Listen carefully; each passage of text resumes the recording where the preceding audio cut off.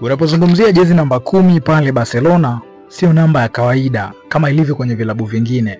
Namba 10 ya Barca ni alama ya urithi, mafanikio na matumaini makubwa ya kuendeleza historia ya soka. Kuvaa jezi hii ni heshima kubwa iliyobeba historia nzito ya wachezaji wa kiwango cha juu waliowahi kuitumikia klabu hiyo. Kwa sasa ni Lamine Yamal, kijana mdogo anayebariki soka kupitia klabu hiyo, amekabidhiwa rasmi jezi hii akichukua nafasi ya Ansu Fati aliondoka kwa mkopo kuelekea AS Monaco. Jezi namba 10 ya Barcelona imekuwa na umuhimu mkubwa tangu enzi za awali. Wachezaji maarufu kama Johan Cruyff, Diego Maradona na Ronaldinho walikuwa na mafanikio makubwa wakiwa na jezi hii. Hata hivyo, ni Lionel Messi aliyefanya jezi hii kuwa maarufu zaidi duniani kwa kushinda mataji mengi na kuwa mfungaji bora wa muda wote wa klabu, jambo ambalo limeipa thamani jezi namba 10 pale Barcelona.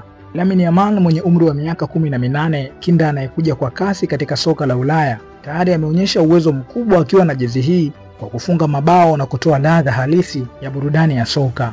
Alipoulizwa juu ya umuhimu wa jezi hii, kocha mkuu wa Barcelona Xavi Hernandez alieleza kuwa jezi hii kwa Barcelona sio namba, bali ni jukumu, historia na falsafa, kitu ambacho kinadhihirisha uzito wa jukumu analobeba Lamine Yamal kupitia namba hii, na ni ishara ya imani kubwa kutoka kwa klabu na mashabiki wake. Unapochukua jezi namba 10 pale Barca, unakuwa sehemu ya historia kubwa ya klabu kupitia namba hii, na unatarajiwa kuendeleza mafanikio hayo kwa kizazi kijacho kama afanyavyo Yamal.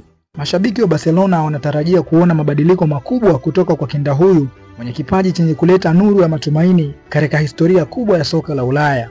Vipi kwenye klabu yako? Namba 10 wenu wanaitendea haki jezi hii yenye historia kubwa pale Barcelona? Jina langu ni Bakari Chimpanga, mpaka wakati mwingine.